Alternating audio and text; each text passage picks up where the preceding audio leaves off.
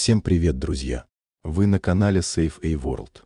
Сегодня я для вас расскажу историю. Приятного просмотра. Этим летом Анна и ее муж приехали в поселок, где прошло ее детство, маленькое, затерянное среди сосновых лесов, место с деревянными мостками, старыми дачами и тишиной, которую не нарушают даже машины. Она не была здесь больше 10 лет, и многое изменилось. Где-то заросли тропинки, где-то сгорел старый сарай, но кое-что осталось прежним: извилистая дорога к реке, ее родной пес Барсик и соседи, с которыми она когда-то бегала за мячом. Только Барсика больше не было. Он умер, когда она уехала учиться, и теперь у местных ребят был другой пес, молодой метис, с умными глазами, кудлатой шерстью и редким лаем. Его звали Рекс. Рекс не был ничей, но и не был бездомным. Каждый подкармливал, кто-то звал гулять, кто-то чесал за ухом. Он всегда был где-то рядом, но никому не принадлежал полностью. В тот вечер, когда солнце уже садилось и воздух стал прохладным, Рекс вдруг появился на площадке перед домом Анны и начал вести себя странно.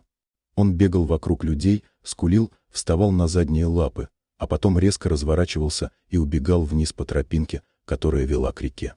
Все подумали, что он снова играет или нашел что-то интересное, но когда он вернулся снова уже с тревожным, почти требовательным лаем, стало понятно, что он зовет. Анна первой пошла за ним. За ней двое соседей, еще кто-то захватил с собой фонарик, потому что у реки уже начинало темнеть.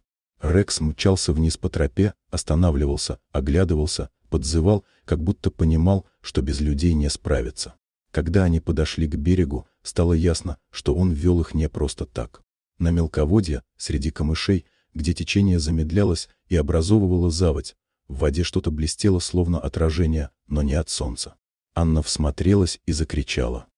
Там, наполовину скрытая водой и травой, была женщина. Она не двигалась, но волосы расплывались по воде, и видно было, что одежда зацепилась за корягу. Один из соседей бросился в воду, второй позвонил в службу спасения.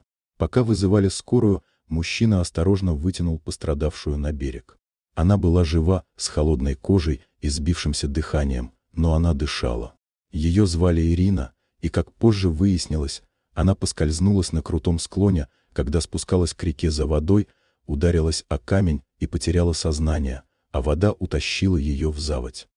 Рекс был рядом все это время.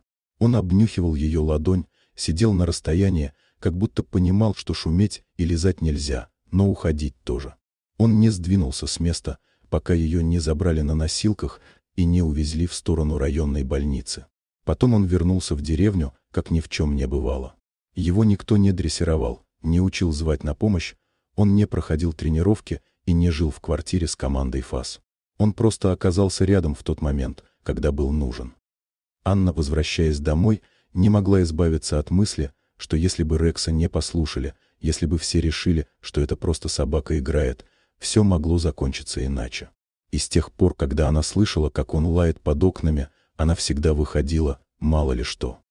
Дорогие друзья, если вам понравилось видео, поставьте лайк. А также подписывайтесь на канал, где наши авторские истории выходят каждый день.